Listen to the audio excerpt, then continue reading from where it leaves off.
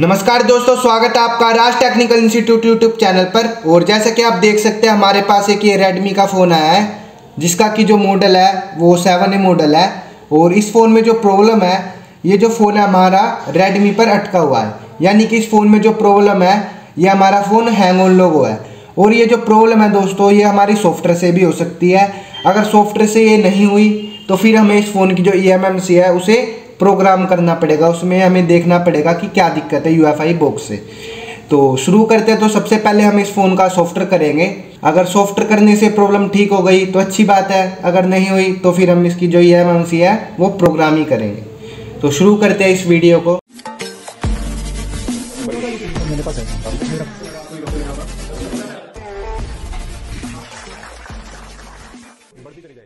तो सबसे पहले हम इस फ़ोन की फ़ाइल डाउनलोड करेंगे। तो हम लिखेंगे Redmi 7A फ्लैश फाइल। और जैसे हमने सर्च करा ये फर्स्ट वेबसाइट आ गई रिपेयर माई मोबाइल की। तो ये रिपेयर माई मोबाइल वेबसाइट अच्छी वेबसाइट है। तो हम इससे ही सॉफ्टवेयर की सभी फाइल फ्री में डाउनलोड करते हैं, टेस्टेड फाइल। तो इसके अंदर ये फाइल के वर्जन आ गए, ये 11 वर्जन की है। उसके बाद जो लेटेस्ट चल रहा है इसमें वो चल रहा है 12.5.1.0। तो इसको ऊपर हम क्लिक करके इसको डाउनलोड कर लेंगे। तो हमने इसके ऊपर क्लिक करा और ये जो फाइल है हमारी डाउनलोड हो रही है। तो इसमें तकरीबन 7 से 8 मिनट लगेंगे, तो हम वेट कर लेंगे जब तक। और अब मैं आपको इसका जो CPU है वो चेक करा देता हूँ, क्योंकि हमें फ़ोन को फ्लैश करना है तो हमें सबसे पहले इसका CPU पता करना पड़ेगा कि इस फ़ोन के अंदर कौन सा CPU लगा है। तो मैं आपको दिखाता हूँ Redmi 7A CPU टाइप। जैसे लिख के मैंने सर्च करा और गूगल ने हमारे को बता दिया इसके अंदर Qualcomm Snapdragon CPU लगा है। जितने भी Qualcomm वाले फ़ोन हैं, जैसा कि मैंने आपको UMT की वीडियो में बताया था, जितने भी Qualcomm वाले फ़ोन हैं उन्हें हमें फ्लैश या अनलॉक करने के लिए हमें EDL पॉइंट की ज़रूरत पड़ती है। तो अब हम इसके EDL पॉइंट भी निकाल लेंगे। Redmi 7A EDL पॉइंट, क्योंकि जितने भी Qualcomm वाले फ़ोन हैं वो सभी हमारे EDL पॉइंट से फ्लैश या अनलॉक होते हैं। तो ये हमारे इस फ़ोन के EDL पॉइंट निकल चुके हैं। तो अब हम सबसे पहले इसको जो फ्लैश करेंगे वो हम अनलॉक टूल के माध्यम से फ्लैश करेंगे। तो वेट करते हैं फाइल के डाउनलोड होने तक। जैसा कि आप देख सकते हैं हमारी जो फाइल है वो डाउनलोड होने वाली है, तो वेट कर लेंगे।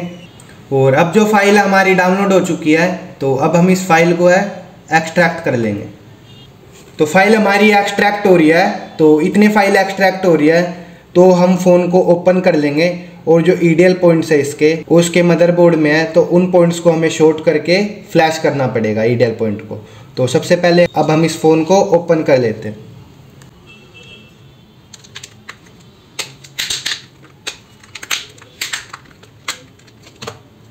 फ़ोन हमारा ओपन हो चुका है और अब हम इसके जो नट है उनको हम खोलेंगे।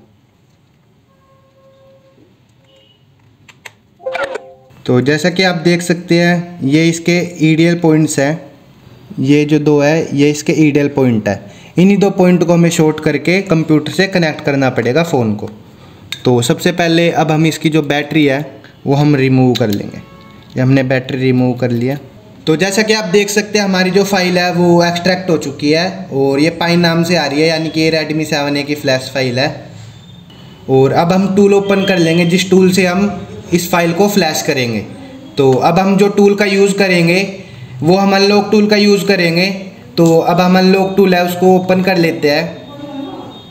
जैसा कि आप देख सकते हैं हमारा अनलॉक टूल है वो ओपन हो चुका है और अब हम इसको लॉगिन कर लेंगे। अनलॉक टूल है वो ओपन हो चुका है और अब हमारा जो फ़ोन है वो हमारा MI का फ़ोन है। तो अब हम MI सेक्शन में जाएंगे और यहाँ पे आ गया EDL, यानी कि यहाँ पे हमें जो फाइल है वो सिलेक्ट करनी है अनलॉक टूल में। तो हम क्लिक करते हैं, फ़ाइल हमारे डाउनलोड फोल्डर में है और ये हमारी फ़ाइल आ चुकी है।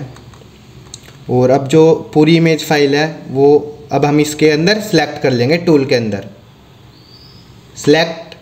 और जैसे कि आप देख सकते हैं हमारी जो फाइल है वो अनलॉक टूल के अंदर सेलेक्ट हो चुकी है। और अब हम फुल फ्लैश के ऊपर क्लिक करेंगे और जो सर्वर है इसके ऊपर भी अब हम चेक लगाएंगे। तो जैसा कि हमने चेक लगा दिया है और अब हम फ्लैश बटन के ऊपर क्लिक करेंगे। और जैसे हमने फ्लैश बटन के ऊपर क्लिक करा यहाँ पर लिखा आ गया वेटिंग फॉर USB, यानी कि अब हमें फ़ोन को EDL पॉइंट से कनेक्ट करना है। तो सबसे पहले मैं डिवाइस मैनेजर है इसका ओपन कर लेता हूँ पीसी का। ये डिवाइस मैनेजर हमारा ओपन हो चुका है। इससे हमें पता चल जाएगा हमारा जब फ़ोन कनेक्ट होएगा। तो सबसे पहले मैं जो डाटा केबल है वो मैं फ़ोन में लगा लूँगा। तो डाटा केबल मैंने फ़ोन में लगा लिया है और ये दो इसके ईडियल पॉइंट्स हैं, तो मैं इनको चिमटी के माध्यम से शॉर्ट करके और डाटा केबल लगा दूंगा और जैसे मेरा फ़ोन कनेक्ट हो जाएगा मैं चिमटी हटा लूँगा। तो ये जो ईडियल पॉइंट्स है ये मैंने शॉर्ट कर लिया है और जैसे ही अब मैंने डाटा केबल इंसर्ट करी, मेरे पीसी के अंदर क्वालकॉम का पोर्ट बन चुका है। ये मैं आपको डिवाइस मैनेजर में भी चेक करा देता हूँ। ये आप देख सकते हैं हमारे क्वालकॉम का पोर्ट बन चुका है और जो फ्लैशिंग है वो अब हमारी स्टार्ट हो चुकी है। और फ्लैशिंग स्टार्ट होने के बाद इसके अंदर ये एरर आ रहा है स्टोरेज प्रॉब्लम, यानी कि कहीं ना कहीं दोस्तों अब इस फ़ोन के अंदर जो प्रॉब्लम आ रही है वो सॉफ्टवेयर से नहीं है, इस फ़ोन की जो eMMC है उसमें प्रॉब्लम है, जिसकी वजह से ये जो दिक्कत आ रही है। अब इस कंडीशन में हमें इसकी जो eMMC है वो रिमूव करने के बाद UEFI बॉक्स से चेक करना पड़ेगा कि प्रॉब्लम है कहाँ से। तो एक बारी मैं आपको दोबारा से फ्लैश करके दिखाता हूँ। तो मैं फ्लैश बटन के ऊपर क्लिक कर दिया और अब मैं दोबारा से अगेन ईडियल पॉइंट शॉर्ट करूँगा और ये मैंने डाटा केबल इंसर्ट कर दी और जो प्रोसेसिंग है वो अब हमारी चल रही है। तो दोबारा हम फ्लैश करके देख रहे हैं।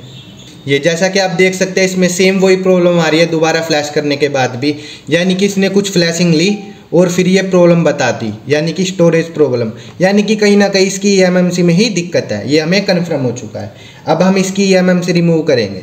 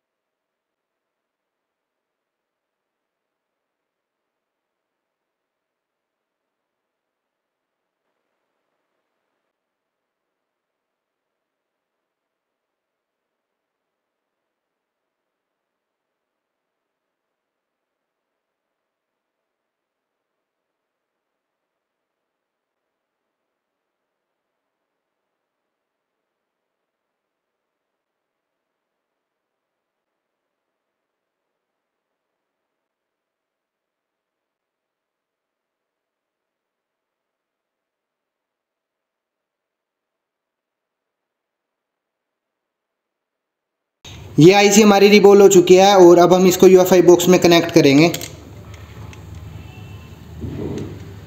और आईसी हमारी फिट बैठ चुकी है और अब हम बॉक्स को क्लोज कर देंगे और अब हम UEFI से चेक करेंगे इस आईसी में क्या प्रॉब्लम है। तो सबसे पहले हम UEFI का eMMC टूल बॉक्स इसको ओपन कर लेंगे। तो जैसा कि आप देख सकते हैं हमारे UEFI का eMMC टूल बॉक्स है वो ओपन हो चुका है और अब हम आइडेंटिफाई करेंगे कि इस आईसी में क्या प्रॉब्लम है।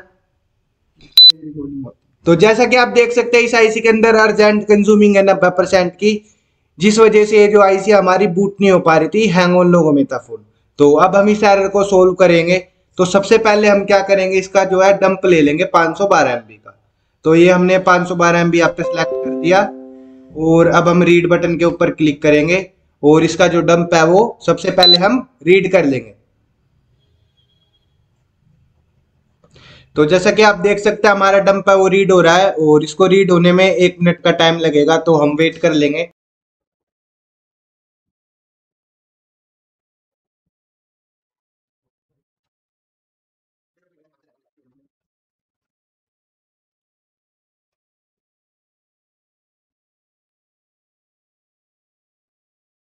ये जो हमारा रीड हो चुका है 512 MB का। अब हम क्या करेंगे, अब हम इसकी जो सिक्योरिटी है यानी कि जो IMI और जो बेसबैंड की फाइल है, अब हम उसको क्या करेंगे, रीड करेंगे। तो अब हम यूजर एरिया पार्ट में जाएंगे, और जितनी भी ये पिंक फाइल है सबके ऊपर हम चेक करेंगे और इन सभी फाइलों को रीड करेंगे, क्योंकि ये जो फाइल है हमारी IMI और बेसबैंड की फाइल है। अगर हमने ये फाइल रीड नहीं करी तो हमारे जो IMI और जो बेसबैंड है वो फोन में नहीं आएंगे।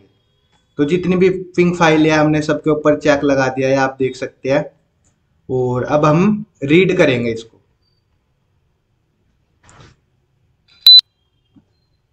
और अब हमारी फाइलें रीड हो रही है। ये मोडेम एस्ट 1 हुई है, ये मोडेम एस्ट 2 रीड हो गई, FSG हो गई, प्रिस्ट वाली फाइल हो रही है हमारी रीड, और प्रिस्ट बैक हो गई रीड। ये मोडेम वाली फाइल हमारी रीड हो रही है। तो फाइलें हमारी रीड हो रही है, तो वेट कर लेंगे हम।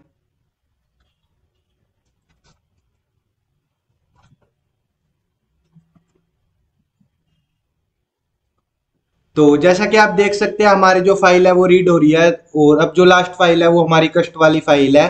ये कस्ट वाली फाइल रीड हो रही है। अगर आप चाहो तो कस्ट वाली फाइल को रीड भी कर सकते हो, नहीं तो जब आप इसको फ्लैश करोगे आईसी को, तब भी उस फाइल के अंदर कस्ट फाइल होती है। तो आपकी मर्जी, अगर आप कस्ट फाइल सिक्योरिटी से रीड करना चाहो तो अच्छी बात है, नहीं तो आप जब फ्लैश करोगे जब भी आपका काम बन जाएगा।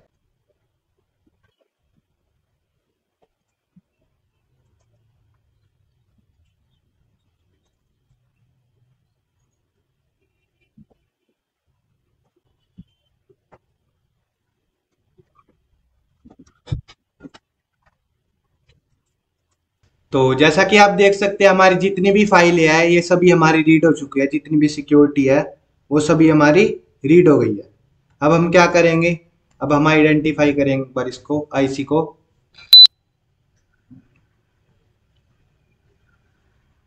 और अब हमने आईसी को आइडेंटिफाई कर लिया, पर अभी भी इसके अंदर एरर है।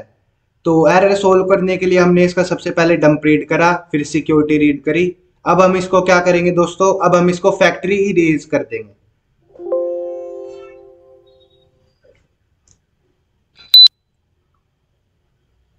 तो हमारी जो आईसी है वो फैक्ट्री इरेज हो चुकी है, और अब हम इसको इरेज कर देंगे, यानी कि अब जो आईसी है वो फुल इरेज हो जाएगी। और जैसा कि आप देख सकते हो डन लिखा आ चुका है, यानी कि ये जो आईसी है वो फुल इरेज हो चुकी है। पर अभी भी यहाँ पे एरर शो कर रहा है 90% कंज्यूमिंग का। अब हमें इसमें क्या करना पड़ेगा, अब हमें इसमें पार्टीशन बनाने पड़ेंगे। तो हम EMMC पार्टीशन पे जाएंगे, और जितने भी कॉलम है सबके ऊपर हम चेक लगाएंगे और राइट करेंगे।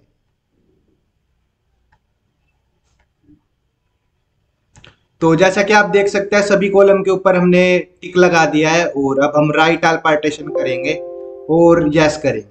और अब जितनी भी एरर था जो हमारा 90% कंज्यूमिंग का वो सोल्व हो जाएगा। ये आप देख सकते हो यहाँ पर डन लिखा आ चुका है। और अब हम आइडेंटिफाई आपको करके दिखाते हैं जो कंज्यूमिंग का एरर आ रहा था पहले वो सोल्व हुआ या नहीं हुआ। और जैसे कि आप देख सकते हैं जो 90% कंज्यूमिंग का पहले यहाँ पे एरर आ रहा था वो अब हमारा सोल्व हो चुका है। और यहाँ पे लिखा है डिवाइस पार्टीशन कंप्लीट, यानी कि जो इसके पार्टीशन है वो बन चुके हैं। तो जैसा कि आप देख सकते हैं हमारा जो 90% कंज्यूमिंग का पहले यहाँ पे एरर आ रहा था वो हमारा सोल्व हो चुका है, बहुत ही आसान तरीके से। अब हमें क्या करना है, सेम तरीके से जैसे हमने डंप रीड करा था, अब हम क्या करेंगे, यहाँ पे डंप राइट करेंगे। तो यहाँ पे मैंने डंप सेलेक्ट कर लिया है, और अब मैं राइट करता हूँ इसको। तो इसका जो डंप है वो राइट हो रहा है। तो डंप राइट होने के बाद हम इसमें सिक्योरिटी राइट करेंगे। तो सिक्योरिटी राइट करने के बाद हम इसको फ्लैश कर देंगे नॉर्मल फाइल से। तो वेट कर लेते हैं डंप रीड होने तक।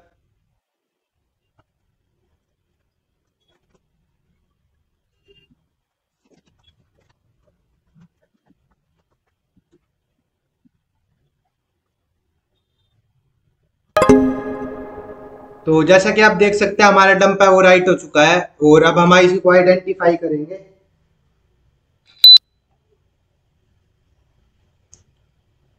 और आईसी हमारी आइडेंटिफाई हो चुकी है, और अब हम इसके अंदर जो सिक्योरिटी थी जो हमने रीड करी थी वो अब हम यहाँ पे राइट करेंगे। तो ये मैंने सिक्योरिटी सिलेक्ट कर दिया, और अब मैं राइट के ऊपर क्लिक करूंगा।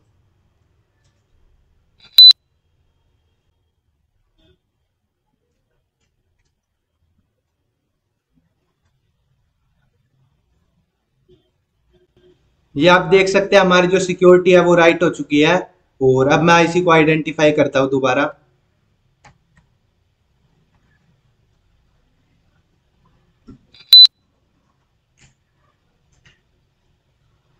और अब हमारी आईसी आइडेंटिफाई हो चुकी है, और अब हमें इस आईसी को फ्लैश करना है।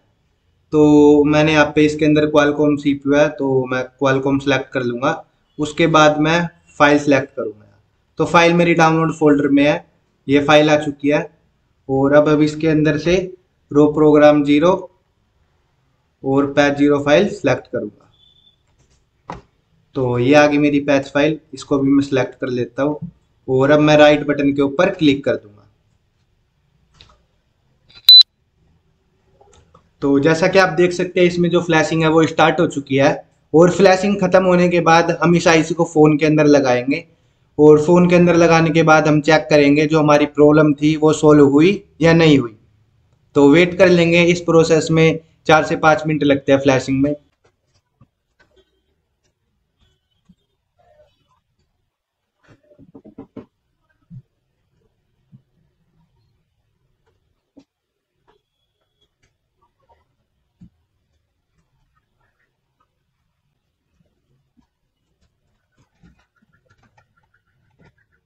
तो जैसा कि आप देख सकते हैं हमारी आईसी आइडेंटिफाई हो चुकी है, और पहले जो इसके अंदर एरर था 90% कंज्यूमिंग का, वो हमारा सोल्व हो चुका है। और यहाँ पे मॉडल भी दिखा रहा है Redmi 7 है, यानी कि जो आईसी है वो हमारी फुल तरीके से प्रोग्राम हो चुकी है।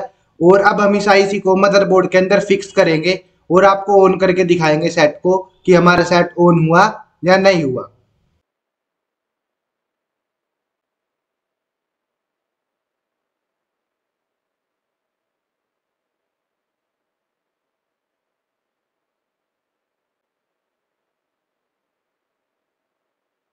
तो जैसा कि आप देख सकते हैं आईसी है वो हमने मदरबोर्ड के अंदर फिक्स कर दिया है, और अब हम इसकी जो हीटिंग टेप है इसको रिमूव करके फ़ोन को ऑन करके देखेंगे जो हमारी प्रॉब्लम थी वो सोल्व हुई या नहीं हुई।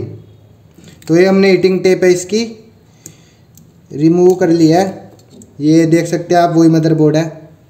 और अब हम इस बोर्ड को पैक करेंगे।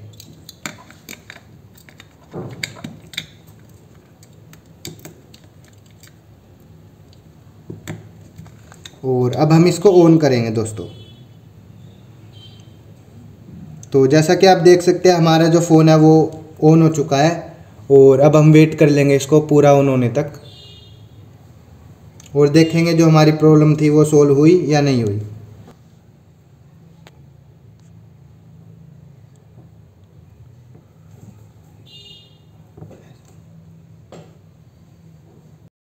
तो जैसा कि आप देख सकते हैं हमारा जो फ़ोन है वो हैंग ऑन लोगो था जो कि फर्स्ट लोगो पे स्टक था, और अब ये जो फ़ोन है हमारा सेकंड लोगो पे बूट कर चुका है, यानी कि जो हमारी प्रॉब्लम थी वो लगभग सोल्व हो चुकी है।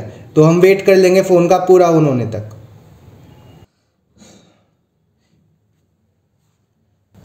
तो जैसा कि आप देख सकते हैं हमारा जो फ़ोन है वो ऑन हो चुका है प्रॉपर, और अब हम इस फ़ोन को सेटअप कर लेंगे। और अब हम इसको सेटअप कर लेंगे। तो जैसा कि आप देख सकते हैं हमारा जो फ़ोन है वो ऑन हो चुका है, और अब हम इस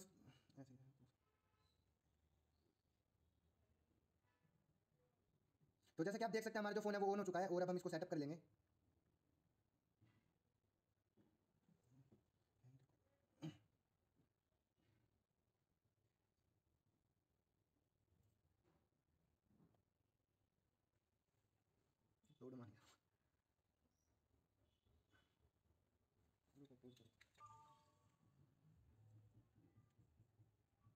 तो जैसा कि आप देख सकते हैं हमारा जो फ़ोन है वो ऑन हो चुका है, और अब हम इसको सेटअप कर लेंगे।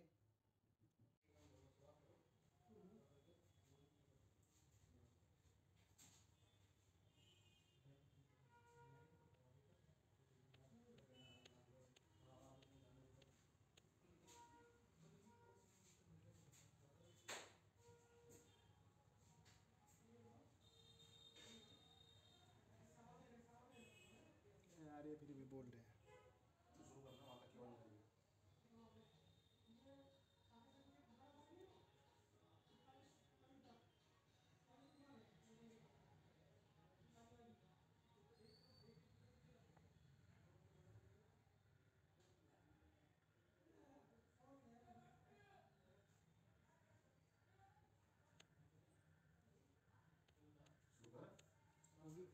बस ऑन हो रहा है ना, ऑन हो जाएगा, बोल दूंगा ऑन हो गया, बस शुरू है, बस लास्ट का।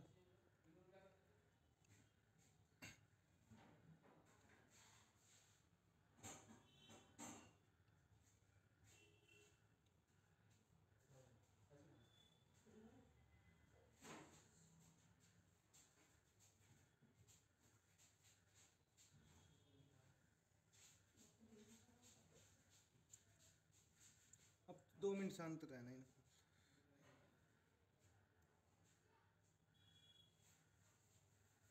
तो जैसा कि आप देख सकते हैं हमारा जो फ़ोन है वो प्रॉपर तरीके से ऑन हो चुका है। ये आप देख सकते हैं हमारी जो प्रॉब्लम है वो सोल्व हो चुकी है। तो अगर इस वीडियो से आपको कुछ सीखने को मिला हो तो प्लीज़ हमारे चैनल को सब्सक्राइब करें और वीडियो को लाइक करें। और जिन दर्शकों को हमारा mobile repairing course, LED LCD repairing course बहुत ही कम फीस में और बहुत ही सरल भाषा में करना चाहते हैं तो स्क्रीन पर दिए गए नंबर पर संपर्क कर सकते हैं। धन्यवाद।